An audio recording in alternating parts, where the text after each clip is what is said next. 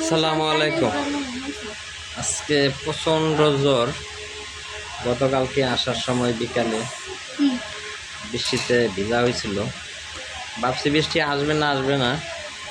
যখন গাড়ি টান দিছি তখন হচ্ছে ওই জায়গায় বাড়িঘর কোনো বেশি ছিল না, তো আস্তে আস্তে ভিজে গেছে। এখন আজকে প্রচণ্ড জ্বর আসছে। এই জ্বরের মাঝে দেখেন আমার বউ কি দিছে।